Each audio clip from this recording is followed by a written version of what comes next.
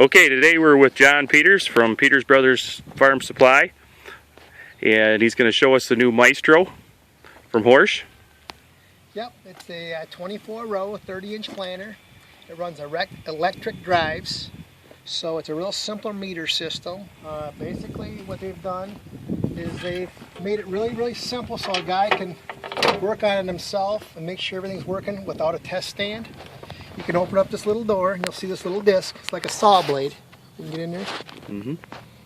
And that spins with an electric motor. It usually draws about a half an amp to 3/4 of an amp per row. Okay. So there's no external electric source other than the battery on your tractor can run it. So when it runs down the field, basically there's two settings. There's a double eliminator. You just adjust this here back and forth to make it jiggle the seed so you have any doubles. And then there's a gate setting on the back side. You can open and close to get more seed against the plate. I'll open it up here for you.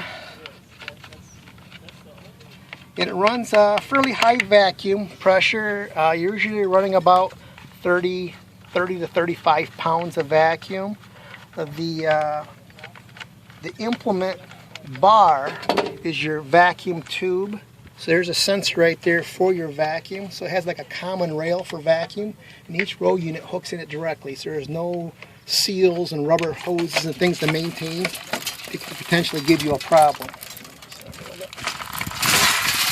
Dump the seed out. So you can run this side. It runs a stainless steel blade, similar, it looks like a saw blade. And what it does is it grabs the seed down here in the chamber where the seed's sitting. It rotates it around in a circle. It holds the seed flush to the side of the plate.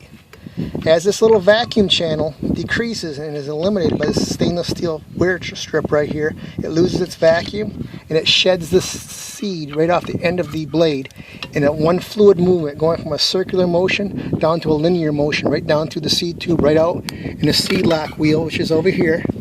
It's really soft and pliable, and that keeps it from ricocheting in the seed trench. So it comes out, it hits right into the center of the wheel right there. It's soft and pliable, and basically it locks the seed down the bottom of the trench. Oh yeah.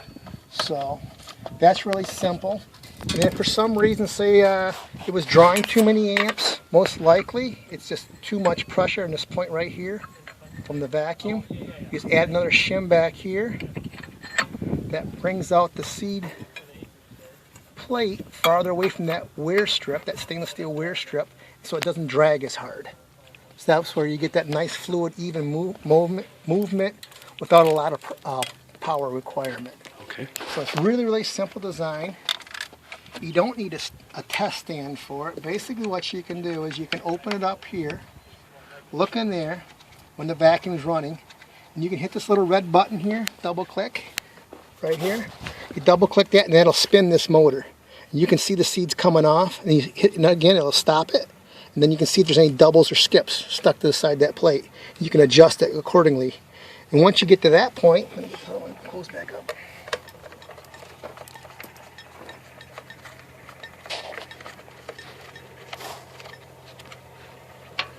Once you get to that point, you can go back inside your tractor, and on the meter inside the tractor, the monitor, I should say, you can go from 1 to 24, pick a row, hit the button, it'll do a test run. It's a 9.3 miles per hour simulation. The planter's sitting still on the ground. You'll put something to catch your seed coming out of your seed tube so you don't waste your seed. And you can let it run for 30 seconds, and it'll tell you your skips and doubles in that amount of time. And once you get to the point where it's running 0 skips and doubles, you've accomplished it. Most of your skips and doubles will end up from the high speed where your unit's bouncing a little bit, hitting rocks and obstacles. But if you have a perfectly smooth seed bed, you can achieve 99% really close with it. So the meter's pretty trouble-free. It's a component that can be changed out very quickly. To change this whole housing with the motor, it's probably less than a 10-minute job every time. There's only 2 bolts to take it off. And the 2 bolts I just took off to take the housing off.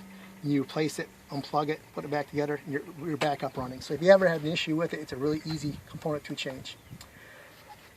And then they decided that airbags were too variable, they're too hard to fill, too hard to deflate, so they went to a hydraulic cylinder for their down pressure. And what that accomplishes is you have instantaneous pressure release and increase. So if you want to be 700 pounds pressure, you can have it.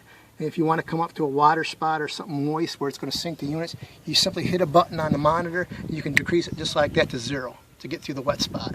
Let the big tires on the mainframe carry you across the wet spot. Then you hit the button again, you're back up going. It's back up to 700 pounds. And that's the most amount of pressure you ever put on a plow like this. Normally 300 pounds is plenty to get to go through the ground. Sure. Yeah.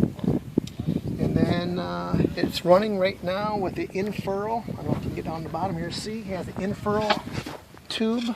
We have not been putting any fluid through it right now, so it's run, I don't know, 15, 20 acres, no fluid going through it.